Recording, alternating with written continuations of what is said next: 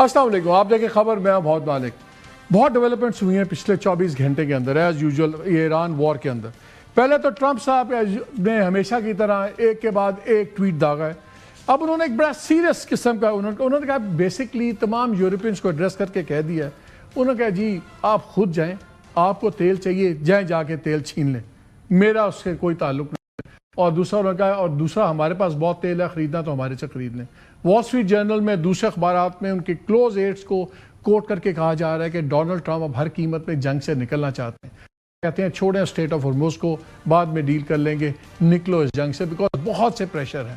کل کے پروگرام میں ہم نے بڑی تفصیل سے آپ کو ان تمام پریشرز کا بتایا تھا. آج بڑی امپورٹنٹ سٹیٹمنٹس آئی ہیں چائنا سے بھی اور رشیا سے بھی.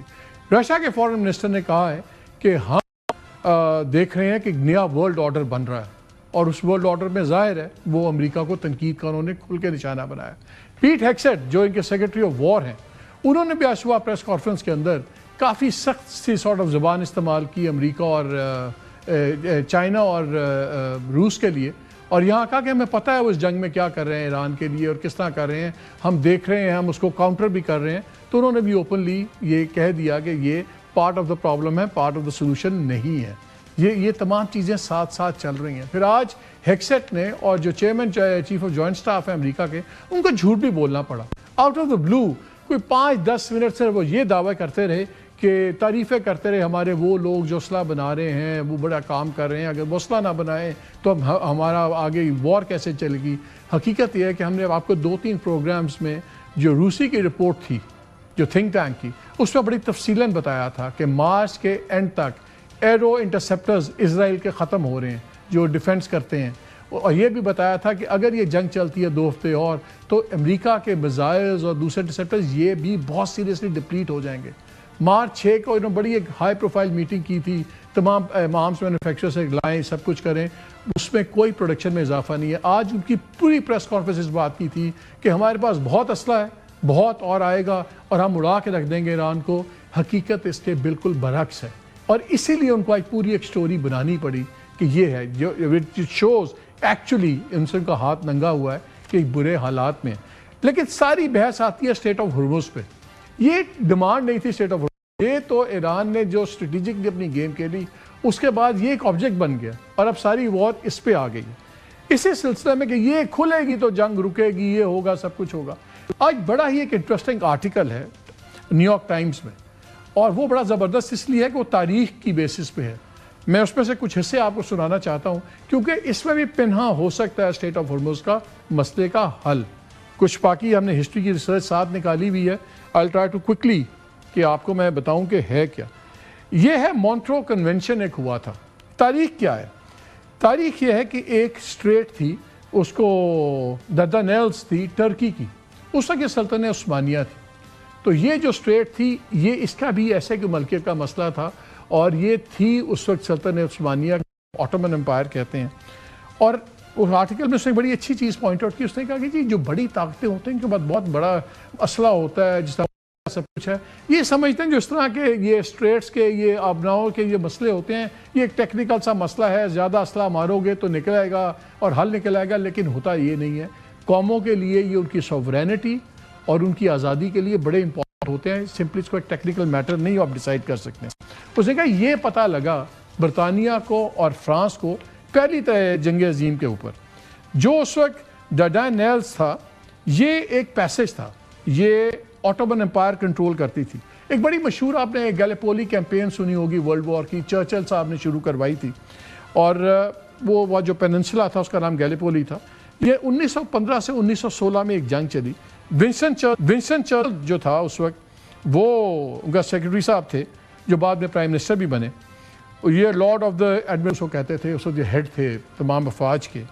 انہوں نے کہا ان کا خیال تھا کہ کیونکہ آٹومنز جو ہیں یہ جرمنی کی سائڈ پہ جنگ پہ شامل ہوئے ہیں، تو اگر ان کو سلطنت عثمانیہ کو ہرانے کا طریقہ یہ ہے کہ آپ سپلائی روٹ کھولیں رشیا کو، اور ادھر سے ہم اسٹریٹ پہ قبضہ کریں گے اور گھس جائیں گے. اینڈ میں کیا ہوا؟ 1,30,000 لوگ اس جنگ میں مارے گئے. 40,000 سے زیادہ یہ برٹش اور فرانس کے ان کے ٹروپس تھے، اور کم از کم کوئی 86,000 جو سلطنت عثمانیہ کے لوگ تھے وہ مارے گئے. اور چرچل کو اپنی نوکری فارغ ہو گئی. اور یہ جو گیلیپولی ہے یہ ترکی کی تاریخ میں بڑا امپورٹنٹ چیز ہے، اور یہی مصطفیٰ کمال جن کو ہم ماڈرن ترکی کا بانی کہتے ہیں، اور ان کو ایک بہت ہی احترام سے ترکیہ میں دیکھا جاتا ہے، جس کو بعد میں اتا ترک کا نام ہوا، یہ اس وقت بھی فوج کے ایک افسر تھے۔ انہوں نے وہ کہتے ہیں ایک ورڈ ہے کیناکلے کینٹ بی پاس، کیناکلے ایک شہر کا نام تھا، تو یہ ترکیہ کے اندر یہ ایک فریز ہے کہ یہاں سے کوئی نہیں گزر سکتا۔ یہ تاریخ میں اس لیے بتا رہا ہوں کہ ہرمز میں بھی ایران نے سب کچھ بیٹ کیا ہے، اس کیناپولی جو تھی گیلیپولی کی کیمپین میں، اس میں سارا کچھ اس وقت کے ٹرکی نے سب کچھ اس پہ لڑ گئے تھے کہ یہ آر پار نہیں ہوگا۔ پھر ہوا کیا کہ جب وار ہو گئی اس کے بعد کچھ چیزیں طے ہو گئیں کہ ٹھیک ہے جی آپ یہ ترکیہ کا ہوگا، پھر پیسے ہوتا، پھر ان 30 کی دہائیوں میں دوبارہ اٹلی میں فاسسٹ گورنمنٹ بننی شروع ہو گئی، یورپ نے دوبارہ اپنی آرمی ری بلڈ کرنا شروع ہو گئی، تو پھر ٹرکی نے کہا کہ ہمیں ایک کنونشن نیا کرنا پڑے گا تاکہ کچھ اصول طے ہو جائیں، اور یہ ہے وہ آپ کا مونٹرو کنونشن۔ اس میں 10 ممالک نے سائن کیے، فرانس، برطانیہ، سوویت یونین، ٹرکی اور بلیک سی نیشنز جو اور تھیں۔ مونٹرو کا بیسک فارمولا کیا تھا؟ انہوں نے کہا تھا کہ جب امن کے حالات میں جو ہے یہاں سے ساری ٹریفک گزرے گی، کوئی اس کو نہیں کرے گا، ڈسٹرب نہیں کرے گا، چلتی جائے گی، لیکن اگر جنگ ہوگی تو پھر ٹرکی کے پاس رائٹ ہوگا کہ وہ اس کے مطابق اس کو مینیج کرے، اس میں سے کسی کی وارشپس نہ گزرنے دے، دشمن کی عسکری قوتیں ہیں وہ وہاں سے بلاک کر دے، امن کے حالات میں بالکل نہ روکے، لیکن اگر جنگ ہوتی ہے اور اس کی اپنی سیکورٹی تھریٹ میں آتی ہے تو وہ ہوتا ہے۔ بیسکلی اس کو کہتے ہیں rules based compromise between openness and sovereignty, کہ ٹھیک ہے کمرشل ٹریڈ چلے، کوئی ترکی اس کو نہیں روکے گا، لیکن اگر جنگ ہوگی تو اس کا حق ہوگا کہ وہ اس کو کیسے مینیج کرتا ہے۔ ایگزیکٹلی یہی چیز آج ایران بھی کہہ رہا ہے کہ ہماری سوورینٹی مانو اس کے اوپر، اور اس کے بعد ہم دوسری باتیں کرتے ہیں۔ یہاں حالات تھوڑے سے ڈیفرنٹ ہیں، وہ یہ ہے کہ وہ جو اسٹریٹ تھی ترکیہ کی، وہ ترکی کی اکیلی اونرشپ تھی۔ یہاں پہ عمان بھی ہے، عمان اور ایران کے درمیان سے جو ایریا وہ گزرتا ہے، لیکن یہ ایسی چیز ہے کہ جو ہو سکتی ہے، جو بات چیت ہو سکتی ہے۔ پھر اگر یہاں ہوتا ہے تو ان کو 2 چیزیں تو کرنی پڑیں گی، ایران کو آپ کو کچھ اس کے بارے میں دینا پڑے گا۔ اگر جتنا وار لاسز ہیں، اگر یہ ماڈل بن جاتا ہے سویز والا، تو ایران یہاں سے رائلٹیز لے کے اپنے نقصانات پورے کر سکتا ہے۔ ڈونلڈ ٹرمپ کی تو آپ نے نیت سن لی، ہم نے آپ کو ایک پروگرام میں پہلے ہی بتایا تھا کہ اینڈ میں ڈونلڈ ٹرمپ نے یہ بل پکڑا دینا پوری جنگ کا عربی ممالک کو، جو بڑے خوشی سے ساتھ جڑے ہوئے ہیں، اور آج کل ان کی اسپوکس پرسن نے کہا بھی کہ ڈونلڈ ٹرمپ سوچ رہے ہیں کہ یہ جو جنگ کا اتنا خرچہ ہوا ہے یہ ہم انہی عرب ممالک سے پورا کریں۔ ظاہر ہے ایران کی ڈیمانڈ ہے کہ ہمیں پیسے واپس ملیں، وہ تو اس کو نہیں ملیں گے، لیکن یہ جو مونٹرو فارمولا ہے یہ بالکل ایک اوپننگ بن سکتا ہے کہ سوورینٹی ایران کے پاس رہے، پیس ٹائم میں بھی ڈسٹربنس نہ آئے، اور اگر جنگ ہو تو پھر وہ اس کے مطابق اپنے آپ کو اس کے اندر وہ اپنے ڈیسیجنز اس کے اندر وہ امپوز کر سکے۔ اس فارمولے کو اگر بیسس بنائیں تو ایک سوال اٹھ سکتا ہے کہ جی دنیا میں کہ دیکھیں جی یہ تو پھر آپ نے ایران کی ہٹ درمی کو ریوارڈ کر دیا۔ ایسی بات نہیں ہے، یہ آپ کوئی کوئرژن کو ریوارڈ نہیں کر رہے۔ یہ ایک سچائی ہے کہ جو اسٹریٹجک چوک پوائنٹس ہوتے ہیں یہ نہ خالی طاقت سے امپوز ہو سکتے ہیں، نہ خالی طاقت سے ہٹائے جا سکتے ہیں، تو ایران بھی اس کو انڈیفینیٹلی امپوز نہیں کر سکتا، لیکن ایٹ دا سیم ٹائم امریکہ اپنی بھرپور پاور کے ساتھ اس کو انڈو بھی نہیں کر سکتا۔ یہ کمپرومائز ہوگا دونوں سائڈ سے، ایران کو سوورینٹی مل جائے گی اور دنیا کو ایک فری پیسج ملے گا ایٹ اے اسمال پرائس، اور وہ پرائس ہونی بھی چاہیے، کیونکہ جو جنگ ہے ایران کے اوپر اس کو یونائٹڈ نیشنز ایک انلیگل وار کہہ چکا ہوا ہے، بھلے امریکہ نہ مانے، بھلے اسرائیل نہ مانے، لیکن جب اپنی ضرورت ہوتی تو اب انٹرنیشنل لا ہمیں کوٹ کرتے ہیں کہ دیکھیں انٹرنیشنل لا کے مطابق آپ اسٹریٹ بند نہیں کر سکتے، تو وہی انٹرنیشنل لا تو آپ کے حملے کو بھی ناجائز کر رہا ہے، وہی انٹرنیشنل لا جینوسائیڈ غزہ کے اندر بھی جو اسرائیل کر رہا ہے وہ جینوسائیڈ کر رہا ہے، وار کرائمز کر رہا ہے، جو لبنان کے اندر کر رہا ہے۔ آج ان کے ڈیفنس منسٹر نے کہا ہے کہ ہم نے لطانی ریور کے اوپر جو 10% علاقہ وہ قابو کرنے کے چکر میں لبنان کے، انہوں نے کہا وہاں جتنے دیہات ہیں ان کے جتنے گھر ہیں ہم گرا دیں گے، کیونکہ وہ ہماری سیکورٹی کے خطرہ ہے۔ 6 لاکھ سے زیادہ لوگ وہاں سے بے گھر کر بے گھر کر دیے گئے میں 2 گھنٹے کے نوٹس پہ. آج انہوں نے کہا کہ وہ واپس نہیں آئیں گے اور ان کو نہیں آنے دیا جائے گا. تو جہاں آپ وار کرائمز اتنی ڈٹائی سے کر رہے ہیں, آج کنیسٹ کے اندر ایک قانون پاس ہوا ہے کل اسرائیل کی, انبلیویبل ہے, پوری دنیا میں اس پہ کرٹیسزم آ رہا ہے, جس کے مطابق اگر کوئی عربی, عرب یا پیلسٹینین اگر کسی یہودی کو مارے گا تو اس کو سزائے موت ہو سکتی ہے, لیکن اگر کوئی یہودی کسی پیلسٹینین یا مسلمان کو مارے گا تو اس پہ سزائے موت نہیں ہے. اور یہ قانون بنایا ہے ویسٹ بینک کے لیے. ویسٹ بینک جو ان کا حصہ بھی نہیں ہے, اس پہ ان کو رائٹ نہیں ہے کہ حق بنانے کا. یو این کہتی ہے کہ آپ کا حصہ نہیں ہے. ڈونلڈ ٹرمپ کہتا تھا کہ میں ویسٹ بینک کو کبھی انیکس نہیں کرنے دوں گا. وہاں کے لیے لا بنا دیا گیا کہ وہاں کی کورٹ سے لیگل ہیں, ان کو یہ لیگل پار دے دیا کہ آپ پھانسی لگا دیں کسی فلسطینی کو. اور یہ بھی نہیں, اس کو اور بھی اس طرح کر دیا گیا کہ اگر کورٹ میں 2-3 ججز ہیں تو ان کا سب کی متفقہ فیصلہ ہونا ضروری نہیں ہے, سمپل میجورٹی پہ بھی اب بندے کو ٹانگ دیں گے. اور وہ لوگ کہہ رہے ہیں کہ جی اب یہ بہت سے فلسطینیوں کو پھانسیاں لگائیں گے, ماریں گے, جیسے بھی ہوگا. تقریباً 7-8 ہزار لوگ ان کی قید میں وہاں پہ بھی ہیں. یہ ہے وہاں پہ دھجیاں اڑائی جا رہی ہیں انٹرنیشنل لا کی. لیکن جب ایک اسٹیٹ کی بات آتی ہے تو اسرائیل کہتا ہے انٹرنیشنل لا اس میں لائیں, امریکہ کہتا ہے. لیکن یہ جو فارمولا ہے, جو مونٹریو کنونشن ہے 1930s کا, شاید یہ ایک بلو پرنٹ ہو سکتا ہے, اور یہ وے آؤٹ بھی دے دے گا ڈونلڈ ٹرمپ کو کہ ہاں جی میں نے نیوکلیر پروگرام اڑا دیا ہے, میں نے ایران تباہ کر دیا, میزائل پروگرام تباہ کر دیا ہے, اور آپ دیکھیں ایک کمپرومائز بھی کروا دیا ہے. دونوں سائڈز کو ایک ایک قدم تو پیچھے ہٹنا پڑے گا. جو ہزیمت ہے ٹرمپ کو, وہ تو بڑا ڈھیٹ سے آدمی ہے, وہ کوئی نہ کوئی اس پہ اپنا کور دے دیں گے. یہ تمام چیزیں, اور خاص طور پہ مونٹریو فارمولا, کیا یہ ایک سٹارٹنگ پوائنٹ ہو سکتا ہے؟ اس پہ بات کریں گے. ہمارے ساتھ موجود ہیں منیر اکرم صاحب, جو فارمر پرماننٹ ریپ رہے ہیں پاکستان کے UN کے اندر. جی السلام علیکم منیر صاحب. منیر صاحب, آج آرٹیکل ایم شور آپ نے بھی پڑھا ہوگا نیو یارک ٹائمز کا, Trump don't make Churchill's deadly mistake. بڑا انٹرسٹنگ آرٹیکل ہے. وہ بتاتا ہے کس طرح ورلڈ وار کے بعد ایگریمنٹ ہوا, سب چیزیں, اور وہاں بھی ایک اسٹریٹ کا ہی مسئلہ تھا. پھر ترکی نے اس وقت تو سلطنت عثمانیہ کے دور سے شروع ہوئی تھا جھگڑا یہ, بٹ طے ہو گیا کہ امن کے حالات میں سوورینٹی اس ملک کی رہے گی, جنگ کے حالات میں کچھ چیزیں اس کی وہ چیزیں کر سکتے ہیں. یہ ایک سٹارٹنگ پوائنٹ اچھا نہیں ہو سکتا یہ اسٹیٹ آف ہارمز کا جو جھگڑا چل رہا ہے اب؟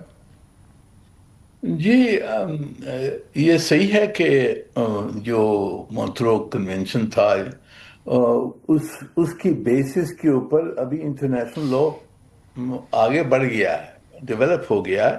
اور جو law of the sea convention ہے اس میں بہت صاف پروویژنز ہیں کہ انیسنٹ پیسج جسے کہتے ہیں. انیسنٹ پیسج اس کا مطلب کہ اگر امن کی حالات میں جو سول پیسج ہو یا ایون ملٹری پیسج شپس کا ہو وہ الاؤڈ ہے. اب حالات بدل گئے ہیں کیونکہ جنگی حالات میں ہوتا ہے, جو وارنگ پارٹیز ہوتی ہیں ان کو ہوتا ہے ایک دوسرے کی جو عسکری طاقت ہے اس پہ حملہ کریں. تو اگر یہ اسٹیٹ آف ہارمز جو ہے اس میں تھوڑی سی مختلف ہے ڈارڈینیلز کے ساتھ, کیونکہ یہاں ایک ہی ممالک ہے. وہاں ڈارڈینیلز میں ایک تھا یعنی ترکی یہ تھا, یہاں ایران ہے, ابو دھابی ہے اور عمان ہے. یہ اسٹیٹ آف ہارمز کی ان کے تینوں کی وہاں اس پہ ٹیریٹوریل واٹرز کے اختیار ہے اسٹریٹ آف ہارمز میں. تو یہ زیادہ کمپلیکیٹڈ کیس ہے, پر جو باٹم لائن ہے وہ یہ ہے کہ وار ٹائم میں, جنگی حالات میں دونوں طرف کو اختیار ہوتا ہے کہ ایک دوسرے کی عسکری طاقت کو کریں, پر سویلین ٹارگٹس کو وہ نہیں انہوں نے نہیں. سر یہی تو بات ہے نا, ایران کہہ رہا ہے کہ ہماری ملکیت جو ہے وہ انکویسچنڈ ہے, اور اگر اس کو ملکیت رہتی ہے اور سرٹن ایک ایگریمنٹ کے تحت یہ جو مسائل تھے ان کا علاج نکل سکتا ہے. میں تو اس زاویے سے بات کر رہا ہوں, تو یہ ایک پریکٹیکل سلوشن نہیں ہو سکتا؟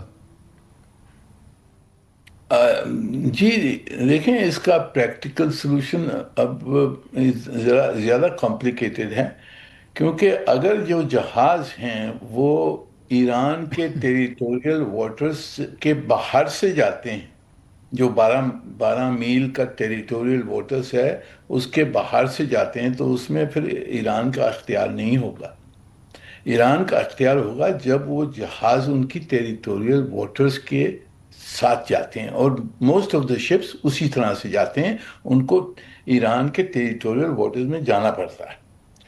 اب انہوں نے دیکھیں یہ کلیم جو انہوں نے کیا کہ جی ہمارا اختیار ہے، ہم کچھ امپوز کریں گے، یہ پہلے کیوں نہیں کیا؟ یہ جنگی حالات میں کی ہے نا اس وقت، تو اس پہ میرے خیال میں بڑی بحث ہو سکتی ہے کہ ان کا کتنا لیکن اختیار سر ہے۔ جو آپ نے بات کی یہ کنونشنز آف سیز اور یہ ساری چیزیں ہیں، یہ تو وہ معاہدے ہیں جس پہ ایران نے سائن بھی نہیں کیے ہوئے، اس پہ امریکہ نے بھی سائن نہیں کیے ہوئے، تو ایران اس میں باؤنڈ نہیں ہوگا۔ اب جو جیسے آپ مجھے بتا رہے تھے کہ بحرین نے بھی ایک سیکورٹی کاؤنسل میں ریزولوشن موو کیا ہوا ہے، جب آپ انٹرنیشنل لاء کی بات کرتے ہیں تو جہاں امریکہ پھر یہ بھی نہیں مانتا، اسی یو این کے اندر تو یو این نے کہا تھا کہ انلیگل وار ہے جو اسرائیل امریکہ نے نافذ کی ہے، اسی یو این نے یہ بھی کہا تھا کہ یہ جینوسائیڈ ہوا ہوا ہے غزہ میں، وہ بھی اس کو وہ نہیں مانتے، وہ انٹرنیشنل کرمنل کورٹ کو بھی نہیں مانتے جہاں پہ ہی is wanted for war crimes Netanyahu. تو سلیکٹیو تو پھر امپوزیشن نہیں ہو سکتی نا کہ یہاں پہ آپ انٹرنیشنل قانون نافذ ہوگا اوپن سیز کا، لینز کھولنے کا، لیکن وہاں نہیں ہوگا، تو کوئی نہ کوئی چیز تو درمیان سے نکلے گی نا۔ یہ ملکہ میں کہہ رہا ہوں کہ یہاں انٹرنیشنل قانون کوئی ہے نہیں، صحیح۔ اور جنگی حالات میں کوئی قانون لگانا مشکل ہے۔ اب یہ جنگی حالات ہیں، اس میں ایک طرف سے تو بحرین نے اور جو یہ ممالک ہیں انہوں نے ایک قرارداد پیش کی ہے سلامتی کونسل میں، جس کے تحت چیپٹر 7 کے اندر وہ قرارداد ہے، جس کے تحت ایران کے اوپر ایک obligation آ جائے گا کہ اسٹریٹ آف ہارموز کو کھولیں، اور وہ جو قرارداد ہے اس کو روس نے روکا ہوا ہے اس وقت۔ تو اب دیکھنا ہے کہ کیا ہوتا ہے۔ وہ تو ایک یہ اس ڈسکشن میں وہ ایک بڑا ایشو آ جائے گا کہ اگر سلامتی کونسل نے قرارداد اڈاپٹ کی کہ ایران کے اوپر obligation ہے کہ ویسلز کو وہاں سے جانے دیں، تو پھر ان کے لیے سر وہ کیوں روس سے کیوں آپ کو خطرہ لگتا ہے؟ روس کی تو لاٹری نکلی ہوئی ہے، جتنا تیل بند ہوا ہوا ہے پریمیم میں روس کا تیل بک رہا ہے، اس کا میں کہہ رہا ہوں کہ وہ اور اس کے بغیر تو نہیں ہوگا۔ اور آج ان کے رشین فارن منسٹر کی سٹیٹمنٹ سنی ہوگی، انہوں نے کہا کہ جی یہ تو بالکل ایک نیا ورلڈ آرڈر اب ایمرج کر رہا ہے اس تمام چیز میں سے، اور امریکہ کو اور چین کو کافی حد تک سیدھے ہو گئے ہیں امریکہ کے ساتھ۔ جی دیکھیں، روس سلامتی کونسل میں جہاں تک کہ مجھے جو کچھ پتا ہے، روس نے اس قرارداد کو کہا ہے کہ یہ چیپٹر 7 کے تحت یعنی انفورسمنٹ ایکشن کے تحت وہ نہیں ماننے کے لیے تیار ہیں، انہوں نے روکا ہوا ہے۔ پر اگر وہ ان کی آبجیکشن رد ہو جاتی ہے، اگر وہ اس قرارداد کو منوا لیتے ہیں بحرین اور خلیج کے ملک، تو ایران کے لیے کمپلیکیشن آ جائے گی، کیونکہ وہاں it is a binding resolution, اگر چیپٹر 7 کے تحت ہوگا بائنڈنگ ریزولوشن ہوگا۔ یہ اس مسئلے کا جو اسٹریٹ آف ہارموز ہے اس کا جو حل ہے وہ نیگوشیٹڈ نتیجہ نکالنا پڑے گا ہمیں، اور جو ہم نے کیا ہے اس وقت کہ ان کی کنسنٹ، ان کی آبجیکشن، ان کی اپروول کے تحت ہم نے یہ 20 ٹینکر نکالے ہیں، میرے خیال میں جو حل ہوگا وہ اسی طرح کا کوئی نیگوشیٹڈ نتیجہ نکالنا پڑے گا۔ اچھا آپ یہ بتائیں، آپ نے آج سٹیٹمنٹ سنی ہوگی ہیکسٹ کی بھی، اس نے بڑی انٹرسٹنگ، آج تو وہ تھوڑا سا سیدھا بھی ہوا ہے سوال کے جواب میں امریکہ روس پہ، اس نے کہا ہمیں پتہ ہے روس اور امریکہ کیا کر رہے ہیں، ہم کاؤنٹر بھی کر رہے ہیں، ہم اس کو ڈیل بھی کر رہے ہیں اور کرتے رہیں گے۔ جو پہلے باتیں ہوتی تھی کہ جی روس اور چائنا جو ہیں وہ شاید اسٹریٹجک ہیلپ کر رہے ہیں ایران کی ٹارگٹنگ میں، دوسری چیزوں میں، پھر رشین سٹیٹمنٹس بھی ہارڈ ہو گئی ہیں، پھر ہمارا جو ڈار صاحب کی میٹنگ ہوئی چائنیز فارن منسٹر کے ساتھ، one on one, just flew in for a day, coming back in the evening. یہ تمام چیزیں بتا رہا ہے کہ بڑا ڈائریکٹ رول آ رہا ہے. پھر میں آج دیکھ رہا تھا وال اسٹریٹ جرنل, دوسرے اخبارات وہاں کے مین, وہاں پہ انہوں نے انسائٹ سورسز کوٹ کی ہوئی تھی کہ جی ٹرمپ نکلنا چاہتا ہے اس ہرمز والی, وہ کہتا ہے بعد میں دیکھیں گے, ابھی نہیں چھوڑے. پھر آپ نے ٹرمپ کا ٹویٹ بھی پڑھا ہوگا جہاں ڈونلڈ ٹرمپ نے کہا کہ گو ٹیک یور اون آئل, اور ساری نیٹو کو سنا ونا دی, you know, on all that. France کو بھی گالی گلوچ ہوا. آپ کو اب کیا لگتا ہے کہ یہ انٹینیبل ہوتی جا رہی ہے وار ٹرمپ کے لیے, یا آپ کے خیال میں ابھی یہ ہی ول ڈگ ان ہز ہیلز؟ یہ دیکھیں, یعنی اگر کوئی ریشنل آبجیکٹیو اسیسمنٹ کرے تو اس سے تو یہ نظر آ رہا ہے کہ اس جنگ میں امریکہ پھنس گیا ہے, اور اس کی جو میجر آبجیکٹیوز تھیں اس کے اوپر کوئی اضافہ نہیں ہوا ہے. رجیم چینج ہو تو کہہ رہا ہے کہ رجیم چینج ہو گئی ہے, پر رجیم ہم جانتے ہیں کہ جی رجیم تو وہی ہے, وہی لوگ ہیں, اسی تحت وہ چل رہے ہیں, تو رجیم چینج نہیں ہوا. جو نیوکلیئر چیزیں, وہ جو کمٹمنٹ پہلے ایران دینے کے لیے تیار تھا, وہ بھی ابھی حاضر نہیں ہے. اب جنگ ہو گئی ہے تو انہوں نے تو اس وقت تو وہ کمٹمنٹ نہیں دیں گے نیوکلیئر انریچمنٹ کے اوپر, نہ وہ کچھ میزائل شزائل کے اوپر دیں گے. ان کی پراکسیز ایکٹیو ہیں, اسٹریٹ آف ہارموز کو بند کر دیا. تو obviously امریکہ کو, ٹرمپ صاحب کو یہاں نقصان بہت ہو رہا ہے. پوری یعنی ڈیموکریٹک پارٹی اپوزیشن میں ہے, ڈس اپروول ریٹنگز بڑھ رہی ہیں, مڈ ٹرم الیکشنز آ رہی ہیں, وہاں ریپبلکنز جتنے ہیں وہ ان سے کہہ رہے ہیں کہ بھی ہمیں ہرواؤ گے تم اگر یہ جنگ جاری رکھی. تو انہوں نے کوئی نہ کوئی راستہ تو ڈھونڈنا ہے نکلنے کا, پر راستہ نکلنے کے لیے بھی انہوں نے کچھ بتانا ہے کہ جی میں اس جنگ سے میں نے کیا حاصل کیا. تو اس لیے نکلنا بھی مشکل ہے, اور اس کو اگر دوسری طرف جاتے ہیں ایسکلیشن, وہ بھی مشکل ہے. سر یہ بتائیں, پچھلے دنوں ہم نے دیکھا کہ بڑے سخت بیانات ہوتے جا رہے تھے سعودی عربیہ کے, قطر کے. Diplomatic language became very harsh, جو نارملی نہیں ہوتی تھی. مگر کچھ دن پہلے, ایک دو دن پہلے تھے فورن قطر کے, انہوں نے بڑی یہ کہا کہ ہم نے کو ایگزسٹ کرنا ہے, ہم بھی یہیں ہیں, ایران بھی یہیں ہے. آج بڑی انٹرسٹنگ سٹیٹمنٹ آئی کل جب انہوں نے ڈی سیلینیشن پلانٹ ہٹ کیا ایران کا, تو آج جو سٹیٹمنٹ آئی ہے اس میں اگین انہوں نے کہا کہ نیبرز ہیں, ہم نے رہنا ہے. اور پھر انہوں نے یہ بھی کہا کہ lot of red lines have been crossed on war on Iran, جس میں اشارہ ان کا اسرائیل اور امریکہ کی طرف تھا.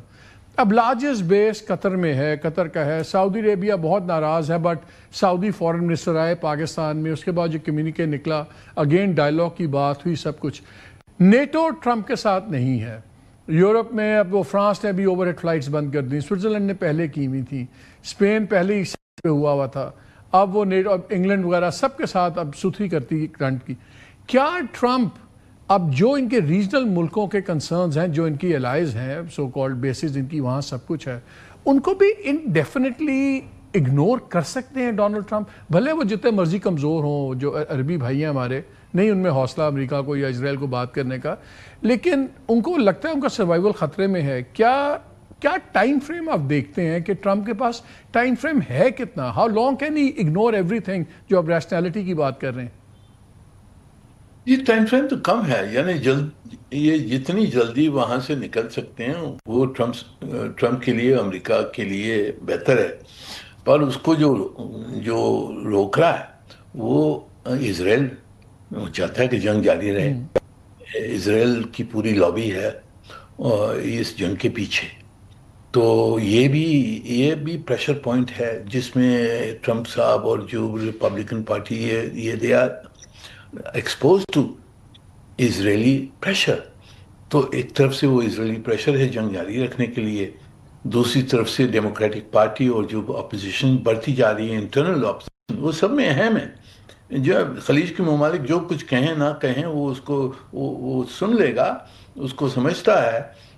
پر جو میجر ایشو اس کے لیے نکلنے کا وہ انٹرنل ڈومیسٹک پریشر, تو وہ تو نکلنا چاہتا ہے, پر اس کو نکلنے کے لیے بھی کچھ دکھانا پڑے گا. وہ تو سر ایک دو تین راتیں اور بہت ہیوی دھماکے کر دے گا, 4,000 پاؤنڈ کے بم مار کے کہے گا ہم نے نیست و نابود کر دیا ہے, فتح آ گئی ہے. لیکن مجھے یہ ذرا چیز بتائیں کہ یہ بڑی انٹرسٹنگ ڈیولپمنٹ ہے کہ اسٹریٹ آف ہرموز کبھی بھی سینٹرل ایشو تھا ہی نہیں، نہ کوئی ڈیمانڈز کا حصہ تھا نہ کچھ تھا. ایران نے اسٹریٹجکلی ایک بائی پروڈکٹ آف وار کو کاز سیلیبریٹ بنا دیا وار کا. یہ اسٹریٹجک ون بہت زیادہ ہے.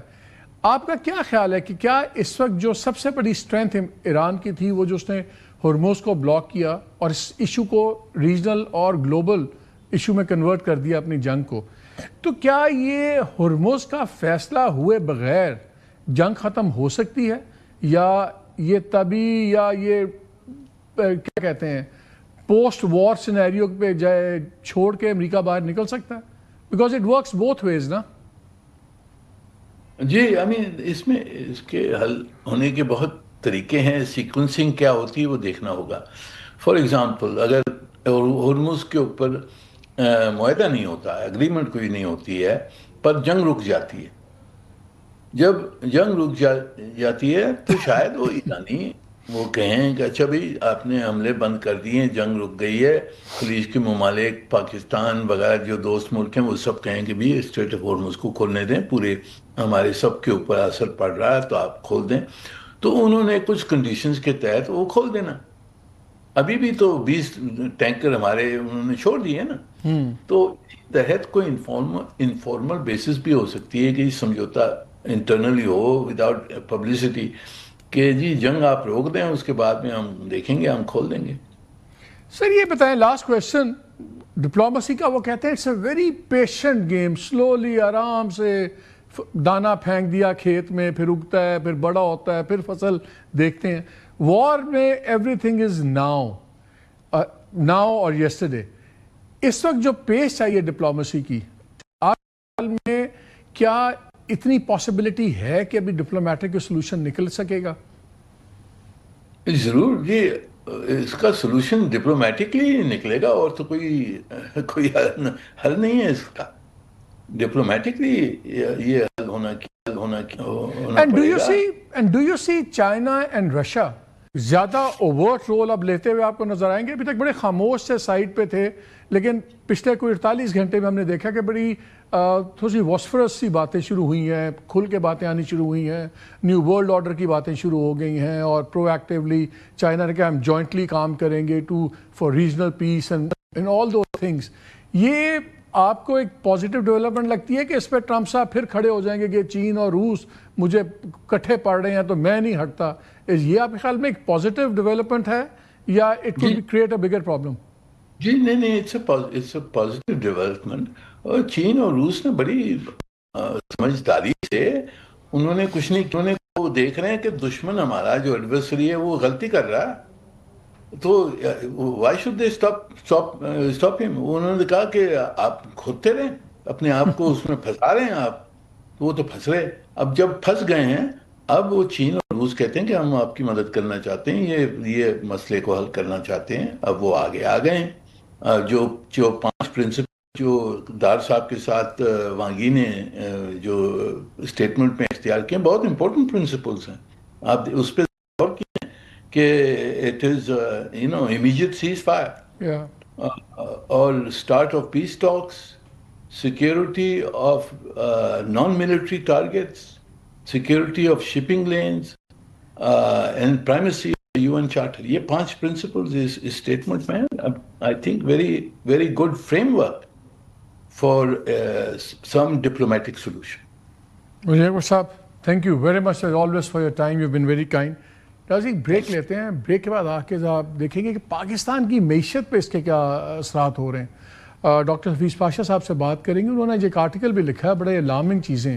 اس میں لگتا ہے کہ انٹرسٹ ریٹ بھی بڑھے گا، مہنگائی بھی بڑھے گی، ٹریڈ ڈیفیسٹ بھی ہوگا، اور یہ کرنٹ اکاؤنٹ ڈیفیسٹ جب ہوگا تو پھر ہو سکتا ہے کہ اس کے بعد بہت سی چیزیں پھر ہی ہمیں کیلیبریٹ کرنی پڑیں. کتنے پاکستان کو امیجیٹ خطرات ہیں ہماری معیشت کو؟ بریک کے بعد.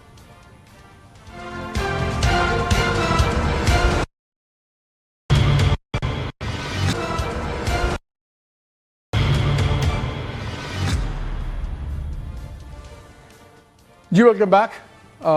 بریک سے پہلے میں نے آپ کو بتایا تھا پاکستان کی معیشت پہ کیا اثرات نظر آ رہے ہیں. ہمارے ساتھ موجود ہیں ڈاکٹر حفیظ پاشا صاحب، former Federal Minister of Finance, noted economist. Assalamu alaikum doctor صاحب. جی السلام علیکم. ڈاکٹر صاحب آج آپ نے ایک بڑا انسائسو سا آرٹیکل لکھا ہوا ہے outlook for the economy میں. اس میں 2-3 چیزیں ہیں جو ذرا الارمنگ ہیں. آپ نے بتایا کہ پہلے 6-7 ماہ 3 کوارٹرز بڑے اچھے گئے, پازیٹیو گئے, سیکٹرز کی گروتھ آئی, credit, private sector credit offtake ہوا, سب کچھ ہوا. لیکن اب اس وار میں 2-3 چیزیں بڑی امپورٹنٹ آپ نے بتائیں. ایک تو آپ نے بتایا کہ انفلیشن جو ہے ڈبل فگرز میں جائے گی. اس وقت 6 سم تھنگ ہے, گورنمنٹ کہہ رہی تھی 7 ہوگی. اگر انفلیشن ہماری مہنگائی کی شرح ڈبل فگرز میں جاتی 10-11%, اس کا مطلب ہے انٹرسٹ ریٹ بڑھے گا. انٹرسٹ ریٹ بڑھے گا تو اس کا مطلب ہے کاروبار پہ اور پرابلمز آئیں گی. پھر آپ نے یہ بھی کہا کہ $6 بلین کا ایکسپیکٹڈ ہے ڈیفیسٹ, تو پھر روپے کی قیمت ایڈجسٹ کرنی ہوگی. تو تین سوال ہیں. کیا مہنگائی ڈبل ڈیجٹ میں جاتی نظر آ رہی ہے, اور اگر وہ ہوتا ہے تو اگر شرح سود بڑھتا ہے تو پھر کاروبار پہ کیا ہوگا, اور اگر ڈیفیسٹ وہی ہوتا ہے جتنا آپ پروجیکٹ کر رہے ہیں تو اس کا مطلب ہے روپیہ پھر اور گر جائے گا ڈالرز کے آگے. پہلے ان تینوں پہ ذرا کائنڈلی ہمیں ایلیبریٹ کر دیں. بسم اللہ الرحمن الرحیم. آج کا جو میرا آرٹیکل ہے بزنس ریکارڈر میں, اس میں میں نے یہ کوشش کی ہے کہ واضح کروں کہ خطرات ضرور موجود ہیں, مگر آغاز میں ایک بات کہنا چاہتا ہوں کہ 2022-23 میں آپ کو یاد ہوگا جب یوکرین رشیا کا جنگ شروع ہوا تھا, اس وقت تیل کی قیمت بھی بہت بڑھ گئی تھی, اور اس کے نتیجے میں پاکستان کے حالات حد سے زیادہ خراب ہوئے. اور آپ کو یاد ہوگا کہ ہم تقریباً دیوالیے کے پاس آ چکے تھے. IMF نے لاسٹ منٹ ہمیں بچایا تھا. افراط زر کی رفتار 30% ہو گئی تھی. اب سوال یہ پیدا ہوتا ہے کہ کیا ایسا ہی ہونے کا خطرہ ہے اگر لمبا چلا یہ جنگ کا سلسلہ. اور اس مرتبہ ایک نئی بات یہ ہے کہ اسٹریٹ آف ہارموز جو ہے وہ بند ہے, اور اس کے نتیجے میں سپلائی شارٹیجز کے امکانات بہت بڑھ گئے ہیں. تو اب سوال یہ پیدا ہوتا ہے کہ کیا ہو سکتا ہے. مجھے پہلے یہ کہنا ضروری ہے کہ اس مرتبہ اللہ کے فضل سے ہمارے معاشی حالات کچھ بہتر ہیں, اور خاص طور پہ جو ہمارے ریزرو پوزیشن ہے تقریباً $16.5 ارب کے لگ بھگ ہے, اور اس کے نتیجے میں شاک ابزاربنگ کیپیسٹی جسے کہتے ہیں وہ کچھ ہماری بہتر ہے. دوسری طرف افراط زر کی رفتار بے پناہ کم ہو گئی تھی. پچھلے سال 4.5% پہ گر گئی تھی, اور آج کل فروری کے مہینے میں یہ 7% پہ ہے. ہمارا کیلکولیشن یہ ہے کہ ڈائریکٹ امپیکٹ جو ہے کنزیومرز پر ٹرانسپورٹ کاسٹ کا, اس کے نتیجے میں 1 سے 1.5% اضافہ ہوتا ہے قیمتوں میں. دوسری طرف جو انڈائریکٹ امپیکٹ ہے وہ بہت بڑا ہے, اور وہ کیا ہے کہ جب ٹرانسپورٹ کاسٹ بڑھتے ہیں تو ہر اشیاء کا آئٹم جو ہے کھانے پینے کا, ان سب کی قیمتیں بڑھ جاتی ہیں, اور اس میں اضافہ زیادہ ہوتا ہے. ان دونوں امپیکٹس کو ملانے کے بعد میرا اپنا اندازہ یہ ہے کہ فرسٹ راؤنڈ امپیکٹ جو ہوگا وہ تقریباً 4% اضافہ ہوگا افراط زر میں, اور وہ 7 سے بڑھ کر 11% تک جا سکتا ہے. اور اس کے بعد پھر دیکھنا ہے کہ کب تک جنگ چلتی ہے. خطرہ ضرور موجود رہے گا کہ اضافہ اور ہو سکتا ہے. آپ دیکھیے نا, پچھلے 2-3 دن سے ایک نئی ڈیولپمنٹ ہے کہ برنٹ کروڈ کی قیمت بڑی تیزی سے بڑھنا شروع ہو گئی ہے پھر سے, اور آج تو $117 تک پہنچ گئی ہے. تو یہ اگر یہ بند رہا آپ کا اسٹریٹ آف ہارموز, تو کچھ پریڈکشنز یہ بھی ہیں کہ $150 فی بیرل تک جا سکتا ہے. اس وقت تو انفلیشن ریٹ بہت بڑھ جائے گا. تو سر یہ بتائیں, یہ جو IMF کا نیگوسیشنز چل رہی ہیں اس میں جو اطلاعات چھپ رہی ہیں اخبار میں, شہباز رانا کا ہی بڑا اچھا آرٹیکل تھا, اس میں نے بتایا کہ جی بڑا پریشر تھا کہ یہ جو اب سبسڈی دے رہے ہیں تیل ویل پہ, POL پروڈکٹس پہ, اس کو ختم کریں. تو انہوں نے کہا ٹھیک ہے, اگر آپ نے کرنا ہے تو آپ GST بڑھائیں, سیلز ٹیکس. اگر سیلز ٹیکس بڑھتا ہے وہ تو پھر مہنگائی میں اور بھی تیزی سے اضافہ نہیں ہوگا. دیکھیے مجھے حیرت ہے اس بات پر کہ ہماری حکومت نے کس طرح نیگوسیشنز کیے ہیں. آپ کو شاید اس بات کا پورا اندازہ نہ ہو کہ اس وقت جو پیٹرولیم لیوی ہمارا جو لگایا ہوا ہے کچھ سالوں سے، سیلز ٹیکس سے ہٹ کے ہم پیٹرولیم لیوی کی طرف گئے، موٹر اسپرٹ اور ہائی سپیڈ ڈیزل آئل میں خاص طور پہ. آپ کو اندازہ ہے کہ اس وقت جو ریٹ ہے 18% ہونا چاہیے تھا جو کہ سٹینڈرڈ سیلز ٹیکس ریٹ ہے. Petroleum levy should have been equivalent to that. اصل میں ریٹ 50% کے قریب ہے، 50%. اور حیرت انگیز بات یہ ہے کہ آج کی پوزیشن جو ہے مارچ کے اینڈ میں جو قیمتیں پیٹرول کی اور ہائی سپیڈ ڈیزل کی ہمارے قریب والے ملکوں میں، ایشین ملکوں میں جو قیمتیں ہیں ہماری سب سے زیادہ ہیں، اور اس کی سب سے بڑی وجہ is over taxation of petroleum products. تو سر اس So سے there is no بہتر question of bringing sales tax. Already we have an equivalent sales tax of 50%. تو یہ پھر کیا بہتر ہے پاکستان کے لیے، عوام کے لیے زیادہ ان کے حق میں بہتر کیا ہے کہ یہ پیٹرول کی جو سبسڈیز ہیں وہ ختم کر دیں اور جی ایس ٹی نہ بڑھائیں؟ سوال ہی پیدا نہیں ہوتا. I'm totally against raising the levy further. 18% sales tax اس کے اوپر ڈالیں تو پاکستان میں جو قیمتیں ہیں وہ باقی ملکوں سے 40-50% زیادہ ہو جائیں گی. ہماری کمپیٹیٹیونیس ختم ہو جائے گی. Our exports will be devastated. میں دیکھ رہا تھا کہ آپ نے یہ آپ ہی کے آرٹیکل میں ہے کہ جو ہائی سپیڈ ڈیزل بنگلہ دیش میں ہے وہ ہمارے سے 33% سستا ہے پاکستان سے. یہی تو حیرت کی بات ہے کہ اب آپ سوچئے کہ ہمارے ایکسپورٹس اتنے کمپیٹیٹیو انوائرمنٹ میں ہیں اور خاص طور پہ اب تو ریسیشنری سچویشن میں کمپٹیشن بڑھ جائے گی، پرائس سینسٹیوٹی بڑھ جائے گی. گورنمنٹ جسٹیفائی کیسے کر رہی ہے اتنی ہائی لیوی وغیرہ؟ یہ کیسے جسٹیفائی ہو رہی ہے؟ آخر بنگلہ دیش بھی امپورٹڈ فوڈ پہ چلتا ہے، ہم بھی امپورٹڈ پہ چلتے ہیں، تو ان کے پاس پھر ریشنل کیا ہے، جسٹیفیکیشن کیا ہے؟ یہ ایک طریقہ تھا چھپے چھپے انداز میں بڑھانے کا، اور کسی نے اس میں، ہم نے بہت لکھا اس کے بارے میں مگر کون سنتا ہے. بات یہ ہے کہ آپ اگر پیٹرولیم لیوی آپ اس لیے لائے تھے کہ ڈویزبل پول سے اس کو نکالیں تاکہ یہ ریونیو شیئر نہ ہو پروونسز کے ساتھ. یہ تھا آبجیکٹو. مگر ساتھ ساتھ آبجیکٹو حاصل کرنے کے بعد ریٹ کو اتنا بڑھا دیا کہ وہ ایفیکٹولی 50% ہو چکا ہے، equivalent to sales tax of 50%. تو یہ تو سراسر نامناسب ہے. وقت آ گیا ہے کہ آپ کو کمپٹیشن کی وجہ سے اور ہمارے کنزیومرز کو ریلیف پرووائڈ کرنے کے لیے we have to bring down the petroleum levy and instead find different ways through direct taxation and so on and so forth, particularly on 3 sectors: agricultural big incomes, retail incomes and property values پر tax لگائیں، direct tax. اور اس وقت آپ petroleum levy کو کم کریں. لوگوں کو کم از کم اتنا تو ہو کہ بنگلہ دیش اور ہندوستان سے اتنا زیادہ قیمتیں نہیں ہونی چاہیے. سر یہ بتائیں پھر آپ نے یہ بھی دکھا ہے کہ کرنٹ اکاؤنٹ ڈیفیسٹ جو ہے یہ $6 بلین پہ جا سکتا ہے.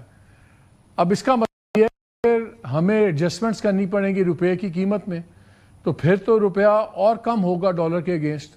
اس کے پھر اگین اس کے بھی انفلیشنری میجرز ہیں، تو وہ پھر اچھا مطلب ہے روپے کو ایڈجسٹ کرنا پڑے گا اب ڈالر کے اگینسٹ.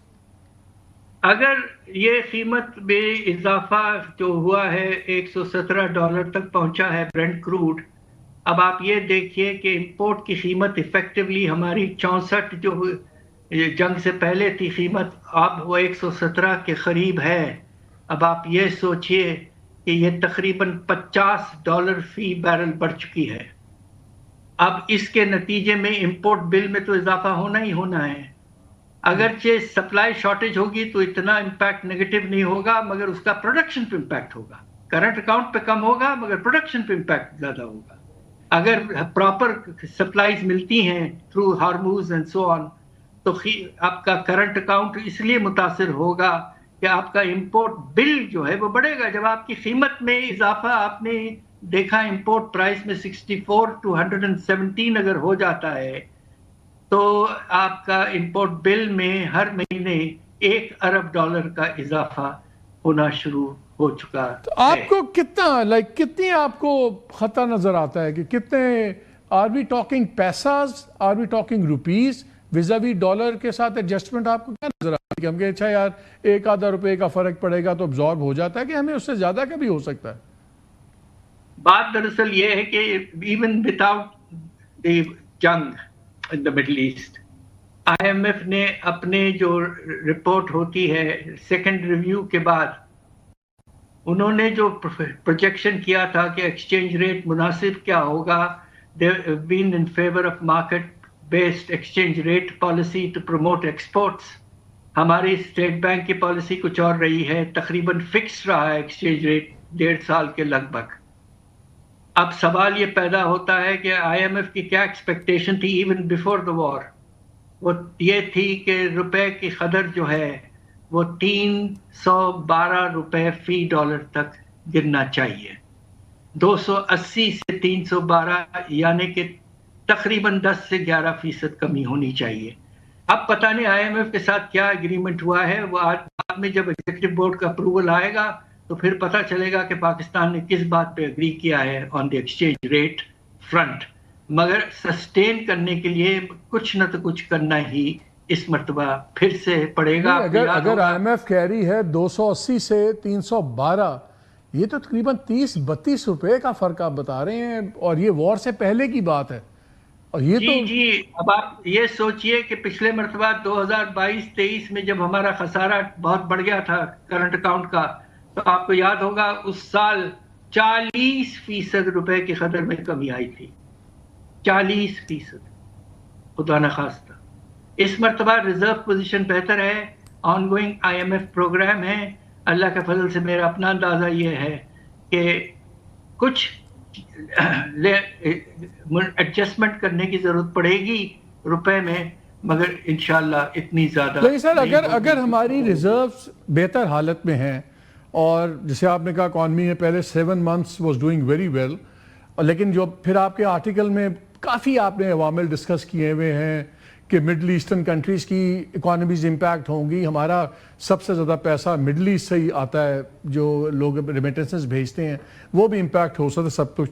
अगर पीस टाइम प्री वॉर इनका ख्याल था 280 से 312, तो इसका मतलब है अगर मैक्सिमम यही इम्पैक्ट एब्जॉर्ब कर लेंगे ना, कि उसी रेंज में रह लें, तब भी हमारा 30-32 रुपए का फ़र्क पड़ सकता है। अगर हम ये सारे इम्पैक्ट एब्जॉर्ब भी कर लें वॉर वाले, तो फिर भी IMF को हम क्या कन्विंस कर पाएंगे कि नहीं, इतना इजाफा नहीं होना चाहिए डॉलर की कीमत? यही है इशू इस वक्त। अब देखिए थर्ड रिव्यू के रिपोर्ट जब आएगी after the executive board approval in Washington, तो उस वक्त फिर पता चलेगा कि एग्रीमेंट किस एक्सचेंज रेट पे हुआ है इस साल के बाकी 3 महीने, और अगले साल के आगाज के बाद क्या रेट प्रोजेक्ट किया है IMF in agreement with Pakistan.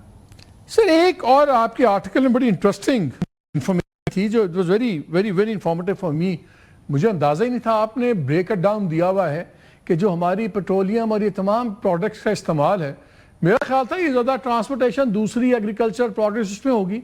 आपने लिखा कि 36% एजुकेशन रिलेटेड हमारा पेट्रोलियम खर्च होता है, बच्चे स्कूल जा रहे हैं, आ रहे हैं, कॉलेज यूनिवर्सिटीज़। पहले इन्होंने तालीमी इदारे बंद किए अभी कुछ अरसे के लिए, कल से दोबारा खोल दिए हैं। अगर 36% हमारा इनपुट ऑयल का इस एजुकेशन सेक्टर में है, तो क्या इस वक्त ये स्कूल और तालीमी इदारे फुल टाइम खोलना, क्या ये भी सेंसिबल डिसीजन थी कि या अभी इनको बंद ही रहना चाहिए था, वर्क और स्टडी फ्रॉम होम वो होना चाहिए था? मेरा अपना ख्याल ये है कि हुकूमत को सोच समझ के आगे बढ़ना चाहिए था। इनफैक्ट जो कल मीटिंग हुई है प्रेसिडेंट साहब के यहाँ, प्रोविंशियल चीफ मिनिस्टर्स भी मौजूद थे, शायद इश्यूज ये डिस्कस हुए हैं। मेरे ख्याल से हुकूमत ऑप्टिमिस्टिक है, ख़ासतौर पे चूँकि हम ही खुद एक नेगोशिएटिंग रोल अडॉप्ट कर रहे हैं, हमने मीडिएटर का रोल एक्वायर किया है, तो हमारे पास तो इनर इंफॉर्मेशन ज़रूर होगी। हो सकता है कि हुकूमत का ख्याल ये है कि जल्द से जल्द जंग ख़त्म हो जाएगी और स्ट्रेट ऑफ हॉर्मुज़ खुल जाएगा। अगर ऐसा होता है तो slowly with in few months life should come I think back. اس سے بھی انکریج ہوئے ہوں گے نا جو ہمارے فلیگز لگا کے آخر 20 شپس نکل ہی رہی ہیں نا تو ہمیں تو تیل مل ہی جائے گا. سر لاسٹ کویسچن یہ مجھے بتائیے کہ اگر ہمیں ڈالر فلکچویشن لیٹ سے 12 to 18% ہوتی ہے, اگر انفلیشن ڈبل فگرز میں جاتی ہے تو یہ مارکا ریٹ کتنا کو اوپر جا سکتا ہے؟ اگر انفلیشن 10-10.5% ہو گئی تو یہ 12-13% پہ تو اسٹیٹ بینک آرام سے لے جائے گا اس کو مارک اپ کو. جی بالکل بالکل. یوزلی جو فرق ہوتا ہے between what is called core inflation and the policy rate is about 2 to 3 percentage points. وہ تو گلوبلی اثر یہاں سے ہمارے تو اسٹیٹ بینک نے ہمیشہ 4 سے 5% کم از کم رکھا ہوتا ہے. ان فیکٹ آپ کو یاد ہوگا کہ 2022-23 میں پالیسی ریٹ ریکارڈ لیول پہ پہنچا تھا 22%. اس وقت 10.5% پہ ہے. وہ تو ڈاکٹر باقر صاحب کو لائے تھے نا ایجپٹ سے, تو ایجپٹ کا انٹرسٹ ریٹ بھی ساتھ ہی لے آئے تھے, اور پھر جو ایجپٹ میں تباہی پھیلائی تھی انہوں نے وہ یہاں پہ بھی پھیلا دی. اینی وے ڈاکٹر صاحب thank you very much for your time, your kind as always. ناظرین 2-3 باتیں بڑی امپورٹنٹ ہیں. اگر یہ چیزیں پریڈکشنز ہیں, اگر ڈالر کی قیمت میں 15 سے 18% کا فرق بھی پڑ سکتا ہے. اگر اس جنگ سے پہلے آئی ایم ایف کی یہ انسسٹنسی کہ ہماری قیمت 280 اور 312 کے درمیان میں ہونی چاہیے, تو وی ڈونٹ نو ڈالر کہاں جا کے رکے گا. انفلیشن اگر بڑھتی ہے ڈبل ڈیجٹس میں تو 10.5 جو مارک اپ ریٹ ہے وہ آفیشیل جو ہوگا وہ 13.5% ہوگا, اس سے 2-3% اوپر ہوں گے. یہ تو وہ ہے جو ڈکلیئرڈ ریٹ ہوتا ہے. لیکن جب آپ اور میں قرضہ لینے جاتے ہیں کاروبار, تو چھوٹے کاروبار کو عام طور پہ اس سے کم از کم 2%-3% اوپر دینا پڑتا ہے, 4% بھی, 4 سے 5%. بڑے کاروباروں کو اس کے اوپر 2-3%. کیسے کام چلے گا؟ انرجی کا آپ نے دیکھ لیا, سب سے مہنگی ہے اس علاقے میں. آپ نے ڈیزل دیکھ لیا, بنگلہ دیش ہمارے سے 33% سستا ہے. کلیئرلی ابھی تک امید پہ بہت پالیسیز بن رہی ہیں گورنمنٹ کی, اچھا ہو جائے گا, اتنی شپس آ جائیں گی. ہمیں امید سے زیادہ اسٹریٹجک پلاننگ کی ضرورت ہے جو ابھی تک سامنے نظر نہیں آ رہی, to be very honest. Break لیتے ہیں, ہمارے ساتھ رہیے گا.